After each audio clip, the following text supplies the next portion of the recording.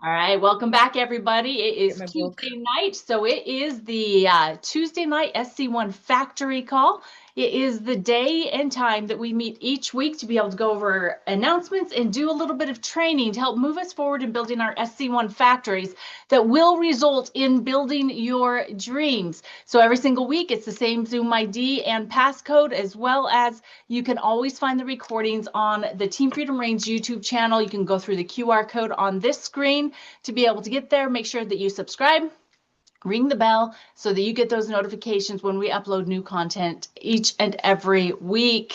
All right, so first of all, can you believe that January, the first month of 2026, is already almost over? And this is the last call. Last call for you yourself to be able to get the system that has the Healthy Edge Stack plus Mind Body system for 25% savings off of the individual product pricing, or get Core and Mind Body Enhance, the Mind Body system, for 20% off.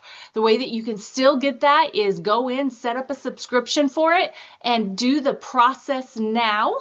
And then next month, make sure that you change it to what you want on your subscription, but you want to be able to take advantage of this savings in the month of January with these products. Plus, you can still start new customers and new consultants on these groupings of products with this amazing savings through the end of January. Take advantage of this, guys. Now, next week, make sure that you have got save the dates in your calendar and you want to attend the special launch event they are going to be having, launching Axio X, which is really good, by the way. I've got to try it up in Salt Lake and have had a few actually since we've gotten home, and it's an amazing, amazing product. Love it. But Axio X and Phyto Power B is going to be launching next week on the 2nd. So there's going to be two different nights where they're going to be educating us, and we're going to be able to be empowered to share these products that are going to be able to help start February and 2026 in style with lots of energy, right? So February 2nd and 3rd, that is Monday and Tuesday nights at 6 p.m. Mountain Time. This is the Zoom ID number and password that you would be using to join those events, but make sure that you save those times. And as you notice, the 6 p.m. Mountain Time will be just before this call next Tuesday. So on Monday and Tuesday nights, let's be on together 6 p.m. for the launch events where we're going to be learning more about Axio X and Phyto Power B and how to launch it strong with those people that are already part of our business, as well as promoting it out to new customers and consultants. Quick review of the Achievers Retreat Incentive Trip. Who wants to go to Whistler, Canada in July? I know that would be a perfect location for those of us that are in the hot climates. For those of you that are in colder climates, that may not be where you want to be in July, but a free trip, especially the free trips the way LifeVantage does them, you always want to run for them and try to achieve them. So the required points that you need are 75 for this trip. You will receive $750 in flight credits plus the trip being July 13th through the 16th. It's always a 5-star experience for the hotel, the food, and the activities that you get to participate in. Qualification started January 1st and goes through the end of March. Now, the way that you earn your points is we're maintaining the ERA, the enroll, retain, and advance. That's our system, right? That's what we want to focus on. If you are enrolling and helping people get set up on subscription, that's the retain part. You will be rank advancing and helping your team do the same if you're teaching them to do the same thing. So to earn points, you can earn points for customers and consultants. So anytime that you enroll a customer with at least 200 in sales volume or more on their first order and set them up on subscription for the next month, you'll get 1 point. For consultants that you do with these same behaviors, enroll them on a pack because they all have at least 200 in sales volume. You will get 3 points for consultants. So which one earns you more points, and which one is going to get you to the trip 75 points faster, and which one is going to be able to help you grow your business exponentially? Customers add to your business, consultants multiply, right? Because they too will be sharing it with people that you don't know and getting them activated, right? So this is how you can get points by enrolling new customers and consultants. Now, the retain aspect is the same as it has been in previous incentives. This is where you earn points each time that you increase your personally enrolled subscription volume by at least 500 in sales volume over the baseline from the previous month, okay?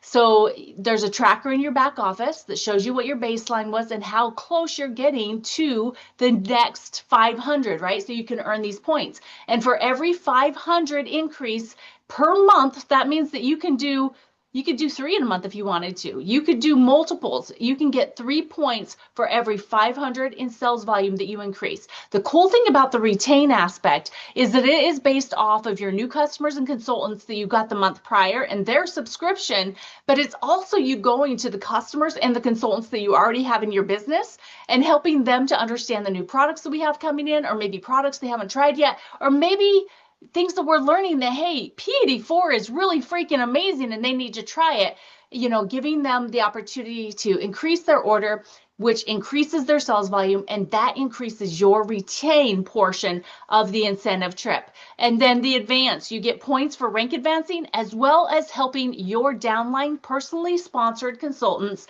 rank advance. So take a screenshot of this if you haven't done that already, or you can find all of the details on the hub or quick links down at the bottom of your replicated website.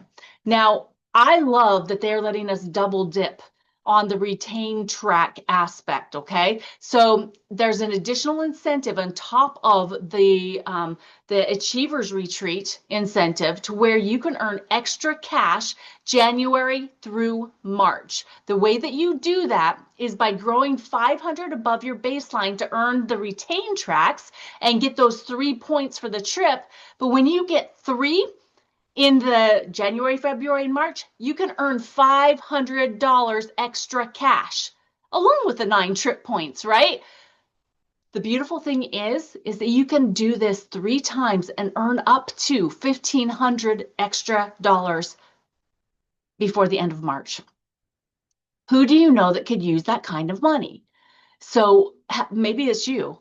I know, hey, we could use $1,500. Heck yes, right? So this is a great way to double dip, earning the points for the trip as well as earning extra cash. Now, this event coming up in April, it's in Las Vegas, Nevada. It's our next in-person event. We want to see every single one of you there. If you're not registered, please do so today.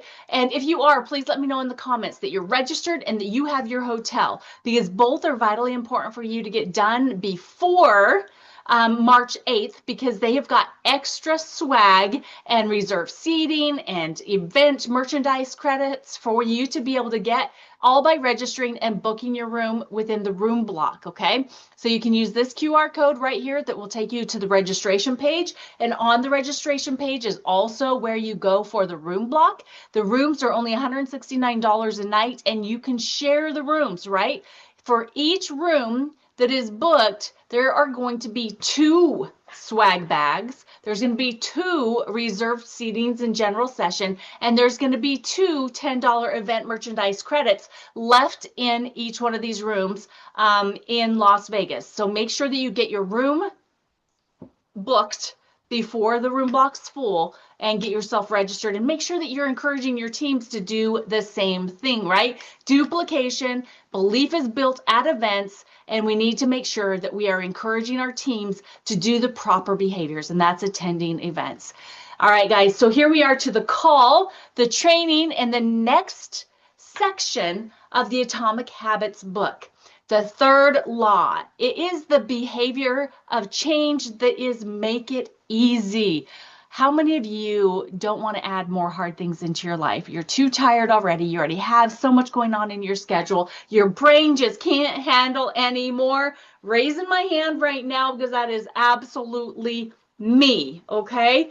Well, we want to talk about this third law, make it easy, in our review of the Atomic Habits book. So Dondee, I see that you are on here with me, so I'm going to go ahead and let you take this away, and I'll just kind of chime in here and there. Awesome. Thank you so much, Marci. Welcome, everybody. Thank you guys so much for getting on. this is a really exciting, we're going into the third law of atomic habits, and it's make it simple. So it really comes down to how simple can we make our habits? And that's really the entire objective here. And so the way we want to think about it is going downhill, because going downhill is much easier than going uphill, especially if you're the one pulling the load. So trying to make it easy, imagine yourself going downhill. And what's the most important variable there, or the most important way of determining that, is consistency. So consistency and making progress by repetition, by practice, whatever the habit you're trying to get better at, making it easy, make it repeatable. And friction is going to determine your follow through. The least friction you have, the more likely you're going to be able to follow through, want to follow through, and therefore actually follow through. So leaders design momentum. That's kind of the synopsis of this week, and we're going to go into each chapter 11, 12, 13, and 14, and kind of address each of these variables one at a time. But anytime you want to say something, Marci, go ahead. Otherwise, go to the next slide. So the thing here is the big journeys begin with small steps, and the whole thing about here is walk slowly, but never walk backwards. You always want to be moving forward with momentum and consistency, and motion is what creates clarity. So they talk about motion versus action. Motion gives you clarity. In other words, when you decide you want to create a new habit, you feel that you need to create a habit, that's the motion. You're thinking about it, you're putting the steps in motion, but until you take action, which is really what's going to determine that new habit, it really doesn't do much. So action picks up what motion started. Very important. And then reps, as he talks about, get in the reps. It's when he says, there was a part in the book when he says, how long does it take to create a new habit? He said, it's the wrong question. It's how many does it take to create a new habit? And he gave an example of a photography class where there was an instructor that gave an assignment. You've got the whole semester to turn in the best quality type of picture, and he had two groups. A group that just told them to take as many pictures as you can. Just take pictures and refine your process. And then the other group was to turn in one picture, just one picture, and they were to create the best picture. Well, what he realized is that volume was way more than actual quality. So people were thinking about the quality and thinking about it, in other words, getting the motion in place, but the action wasn't happening. It's when they took pictures over and over and over and over again, the more pictures they took, the better that one single picture they turned in at the end of the semester. So the motion is thinking about it, putting steps in motion, but the action is what creates the new habit. And small actions compound. It's kind of what this entire book is about. In fact, the atomic habit is the small habit that you repeat over and over and over again. With consistency, with practice, builds confidence, and never miss twice. And so what he was talking about there is, if you do something wrong, learn from it, keep practicing and practicing to never avoid it, but don't repeat the same mistake. So if you're not learning from what you're doing, in other words, the action is lacking, it's just the motion that is there. That was the difference between the photography class, the ones that took one picture versus multiple pictures, is the more you do, the better you get. It's the frequency, it's the practice, it's the repetitions, and you never want to miss twice, and you dramatically relieve or reduce your likelihood of doing that the more reps you put in. And frequency makes the difference, and it's how many, not how long. And this was kind of the summary of chapter 11, when it's repetition. So the more you do something over and over and over and over again, the more likely it's going to become a habit because you're getting the reps in, but the better you're going to get at it. Practice makes perfect, as they say. Oh, again, Marci, if you want to add anything, go for it. I think practice makes progress. Practice makes progress, exactly. Yes. Yeah. At the event that we were at, the League of Leaders, again, up at corporate, we had the honor of having Tyler Daniels come in and help train us on the compensation plan and help us really learn about micro franchises. And one of the things that he said that really made sense to me was that when he first got started, he didn't spend a whole lot of time on personal development and personal growth and all that kind of stuff. He got those things in taking the actions necessary to build his business, that he gave himself permission to not do it good, but to do it consistently over and over and over again. And that's where he built his mastery as well as his proficiency and his ability to present an opportunity to people that made sense, and built this massive business off of just doing the small things over and over and over and over and over and over and over again. Even though he sucked in the beginning, he's really good now, right? So, Right. so important. And then something that just came to mind for me too, that I've really been struggling with myself personally, is I've got to write my master's thesis. And I've been like overwhelmed with thinking about sitting down and writing this thesis. It's like I've been thinking that I have to do it all at once, right? And letting that just really kind of weigh me down, overwhelm me. And then I start making excuses and I start doing everything else that I can possibly do other than work on my master's thesis. And so I would just made the commitment. I'm going to write for 15 minutes each day on my thesis, right? I don't have to do it all. I don't even have to do a full portion, just to make that progress and make an increase of 1% each day, right? So if I just do the little bit, I don't miss more than one day before getting back at it and consistently doing it. I mean, basically, consistency is king. Consistency is king. And so you don't have to be great. You don't have to do it all. You don't have to even do a ton, just small, consistent actions, right? First of all, that movement is going to create that clarity. The more you do it, the better you're going to get. And the consistency is going to get you where you want to be. So, okay, enough of that. But yeah, that's what I got from that just now. Absolutely. Thank you so much, Marci. Then it gets into chapter 12, which is the law of least effort, or there's actually a law in physics. It's called, or the principle of physics called the principle of least action. And it all is around friction. And I remember taking a physics class as prerequisites for chiropractic college, and we learned about, you guys know what air hockey is.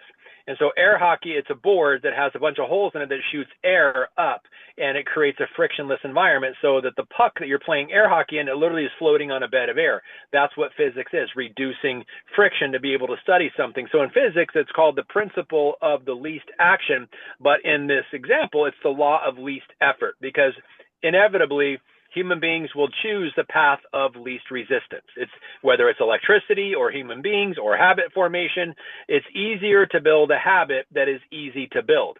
And it's harder to build a habit that has more friction in it, which is actually why you can use that to your advantage when you're trying to avoid creating a bad habit, make it hard. Well, it talks about reducing friction for good habits, make it as easy as possible, and increase the friction for bad habits. He used an example for somebody who was like turning off the TV or unplugging it when you're done, or putting the remote control in the other room, or if you struggle with something like checking your email or checking your social media, give your phone to a coworker until lunchtime, so you're removing the friction from what, or the distraction. You're creating it hard to, or you're making it hard to create a bad habit, but you make it easy to create a good habit. And he was using the example of him and his wife. At night, they'll set out their gym clothes. And then so in the morning, they put on their gym clothes, they go to the gym. If the gym clothes aren't there, there's more friction there. They're likely not going to go there. So making easy habits as easy as possible. And the whole purpose here is reducing friction, or what he calls priming the environment or resetting the room. When you do that, you can look all around, and they used an example in the book of car manufacturers, that the Japanese car manufacturers in the 80s and 90s look at every possibility of assembling cars and remove the friction to make it much easier to get to a completed car at the end of the result. Also with TVs, and watching how American TVs in the 70s and 80s, Sony specifically, used to be the #1 brand. And then the Japanese looked at the assembly, getting rid of friction, and then now Japanese brands rule the market pretty much in everything, including cars, because they've reduced friction. It's part of the way they design things. But it's resetting the room, looking around, cleaning up the room, taking rid of things that create distractions or chaos, and just limiting all of those things to make the habit formation much easier, like getting your prospects list out and putting it right on top of your desk, getting your calendar there, open it up so it's easier to schedule appointments. So you've got your prospect list, you've got your calendar, they're right there. You don't have to go look for them, and there's nothing else to distract you. Then you pick up your phone, you go down the list, you make appointments, you send out follow-ups, you send out invites, you schedule sit-downs, you do it all right there by making it readily accessible. Ideally, the day before, you reset the room so when you come in, you're ready to hit the ground running. And it makes success the default, because more clutter, more chaos, more friction makes it harder to create that new habit. And it says making good habits easier. Set out the prospect list for easy invites in the calendar, etc., and make bad habits harder. Unplug the TV, watch it after watching, or delete social media apps. My daughter actually just was having this conversation with us. She got rid of all social media apps on her phone because she noticed it was a time suck. It was distracting her, creating a bad habit. So we can learn from things, and sometimes they're just common sense, and other times they're just not. But we do tend to take the path of least resistance when it comes to habit formation. So whatever habits are going to be necessary for you building your SC1 factory, it's going to be the invites, the follow-ups, the handling objections, continuing to follow up, getting your upline involved, sending out tools, following the ITT process, and then celebrating. And the more frictionless you can create that environment, the easier it is. And it's easier said than done, but I like the next chapter when it's got a really good tip about doing this, because it's not easy starting a new habit. A lot of times it brings a little anxiety, but if we get the environment ready, like the chapter before, it talks about the motion, but we don't take the action, we're still not going to get there. So resetting the room, getting rid of friction, making it easy to sit down and do it, but then you got to do it. But doesn't it bring some anxiety? We've all been there. It's harder in the beginning, then you develop a new habit, but the next chapter is how they address that. And anything you want to add here, Marci, feel free. Yeah, I actually just was thinking that when we're looking here about making good habits easier, or even the title of this chapter, the law of least effort, think about our ITT system. Think about why we want to use the team and third-party validation. It's so that you can make it easier on yourself and most effective for the people that you're sharing this information with. Because if you don't have to be the one answering all the questions, you can take that stress off your shoulders. If you don't have to be the one that is asking them to join you, you can take that stress off your shoulders. It makes it easier and lighter and just much more fun, right? But that's the thing, is you've got to make it easy to be able to utilize your team by being in connection with them, letting them know what you're doing, having that communication. But utilizing the third-party validation is a way that you can make building your business, I don't want to say effortless, but much more simple, right? So keep that in mind, that the team, putting that second T in ITT, it's to help make your load lighter. Absolutely. Thank you, Marci. So now chapter 13, the 2-minute rule. This was actually pretty profound for me. And it was something I wish I would have learned earlier, because sometimes, depending upon the magnitude or the size of the habit we think we want to control, or whether it's that daily routine, it seems too large or too difficult to accomplish. Don't focus on the whole thing, just the first 2 minutes. And he talked about just, wants to start running, just put your tennis shoes on and lace them up. If it takes 2 minutes to do it, it's better than doing nothing. Start at 2 minutes, and then eventually you'll go to 3 minutes, and then eventually 4 minutes, or go to the gym and just spend 2 minutes, because getting to the gym is the hardest thing. You spend 2 minutes, you're already there, you may want to continue doing it. So it's that first 2 minutes that you start the new habit, or the first 1 minute or 2 minutes. Just make it as easy as possible. Again, remove the friction. But it's the thing that was interesting in this chapter is that 40 to 50% of our daily actions are out of habit, because they're repetitive and there's something we just got into the habit of doing, and we do it subconsciously. That's kind of the point. when you can turn something in from learning a new skill and being kind of clunky at it, like the training wheels phase of riding a bike with regard to your network marketing business, eventually it's going to be where you're doing wheelies, you're jumping off curbs, and you're doing all kinds of things, and you're doing it basically effortlessly because it's become second nature to you. But a lot of times it's a new habit that you're starting that's kind of overwhelming. Anxiety comes along with it. It's like, I don't really know what to do. You start second guessing yourself, especially if you're comparing yourself to someone else and that dreaded compare-itis thing. Just focus on the first 2 minutes of whatever it is. Get through because it's harder. The first 2 minutes are the hardest. But when you do it, you realize it wasn't all that bad. Then the next time you do 3 minutes, the next time you do 10 minutes, and before you know it, you're right into a new habit, and it's part of the 40 to 50 things you do without thinking. That's really the point about it, is the habits we follow without thinking determine the actions that when we are thinking. And it's so critical, and it actually happens quite seamlessly. But stop procrastinating. That's the thing. Procrastinating it, or the lack of action, is just putting in all the motion, but not taking action or procrastinating is a major, major issue. When we were at the Covey training, there was a lot of talk about procrastination. A lot of people suffer from it. So if it's you're thinking, getting self-critical, you're not the only one. It is a human habit. Procrastination actually is a habit because there's no friction in procrastination. It's the challenge that when you keep procrastinating long enough, it creates its own friction and then forces you to do it, which is really uncomfortable. And so avoiding procrastination by doing that 2-minute rule, doing something to start with for 2 minutes, start small and get your habits that you want to start under 2 minutes. Focus on starting. It's the starting that matters. Starting that first 2 minutes, and the momentum starts to pick up, the action starts to duplicate, and a small habit turns into a major win for you. So start small and focus on that first 2 minutes. So 2 minutes of calling prospects, 2 minutes of follow-up, 2 minutes of answering questions, 2 minutes of handling objections. Get your team involved. No better way to solve objections and handle concerns than your team. And we had some great examples through text message today. So keep doing that. So again, focus on the first 2 minutes of whatever, especially if it's uncomfortable. The first 2 minutes are the hardest, but once you get them done, you get confidence and continue to move on. Sorry about that, Marci. No, that's okay. That's completely okay. I'd actually like to have everybody that's on the call right now be thinking about what goal they can get started on just by focusing on 2 minutes. And after we get done with the recording, I want you to be prepared to share that with us. What is something that you could shrink down into a 2-minute goal that you could fit in every single day to work towards a bigger goal? Just think about that for when we're done with the recording. Absolutely. And this is the last chapter in the third law. It's chapter 14, make habits inevitable.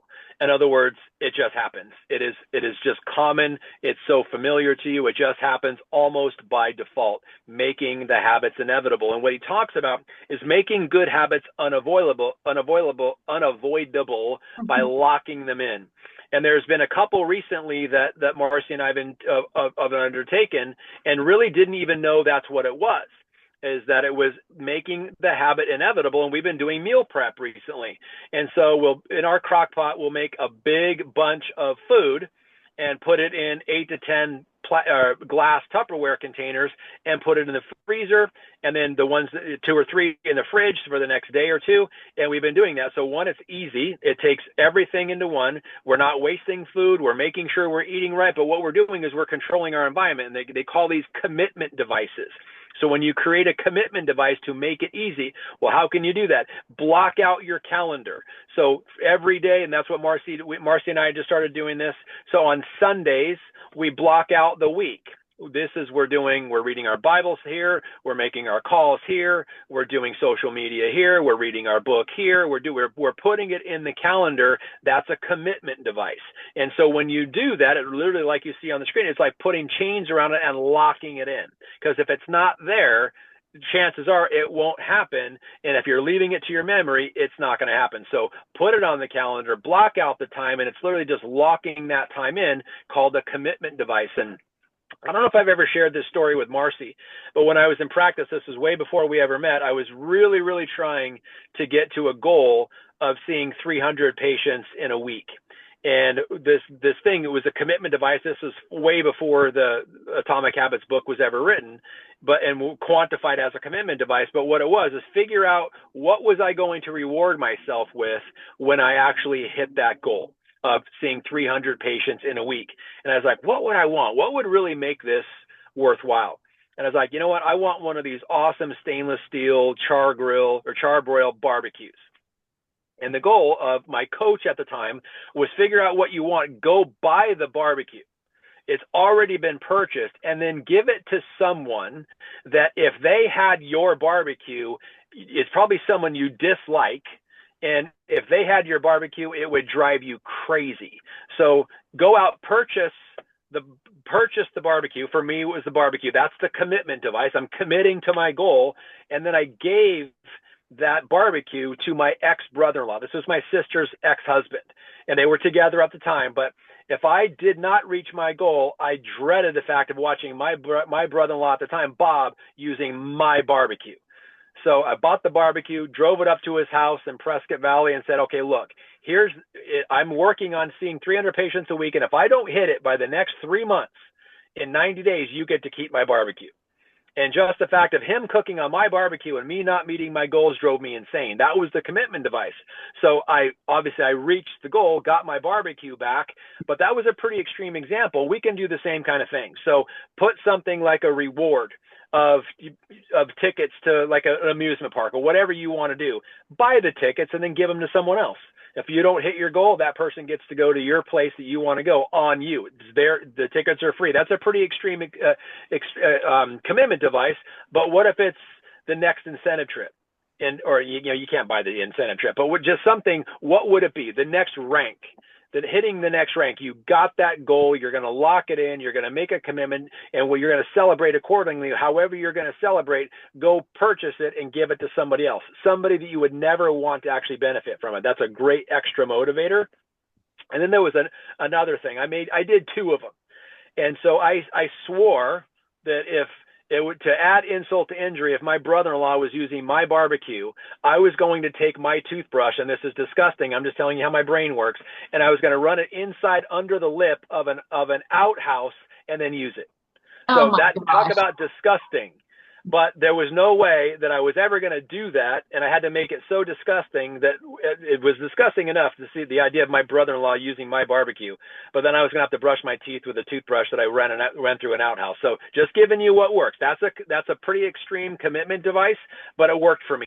So whatever it is for you, and whatever your mind can think up, not as morbid or gross as that, it will motivate you. And it's as powerful as locking your calendar in, setting that time aside. Do not take any calls during that time. Otherwise, that's procrastination and you're only hurting yourself. So that commitment device should be easy. It should be frictionless. It should be something you commit to, but make it automated so it's automatic that it happens. And then design the system to lock in your habits, whatever it takes.